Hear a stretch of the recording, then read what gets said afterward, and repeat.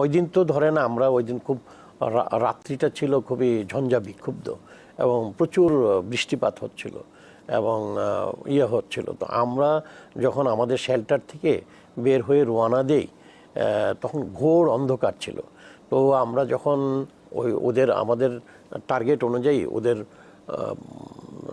যে ক্যাম্প, এটা মিলিশিয়ারদের একটা ক্যাম্প ছিল, ওই ক্যাম্পের কাছাকাছি যাওয়ার পরই আপনার ওইখান থেকেও গুলি আসা শুরু হলো।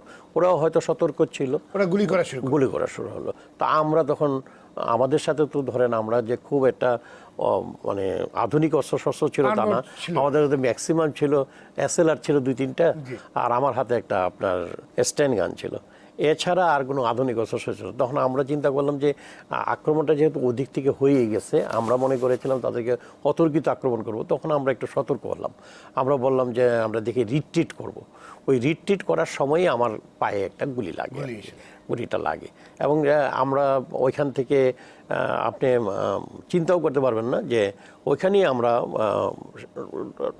তখন তো আজকের মতো বিদ্যুৎ ছিল না, আজকের মতো রাস্তাঘাট ছিল না। তার মধ্যে আপনি বলছেন যে প্রচন্ড বৃষ্টি হচ্ছিল, রাস্তাঘাটও ছিল না।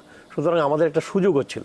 সেই সুযোগে আমরা একটা শেল্টার নিয়ে, পার্শ্ববর্তী একটা বাড়িতে শেল্টার নিয়ে আমার জন্য আপনার একটা স্ট্রেচার তৈরি করা হলো এবং রাইফেল দিয়ে, দুটো রাইফেলকে ব্যবহার করে এটাতে কাপড় বিছিয়ে তারপরে স্ট্রেচার তৈরি করে ওখানে শুয়ে আমার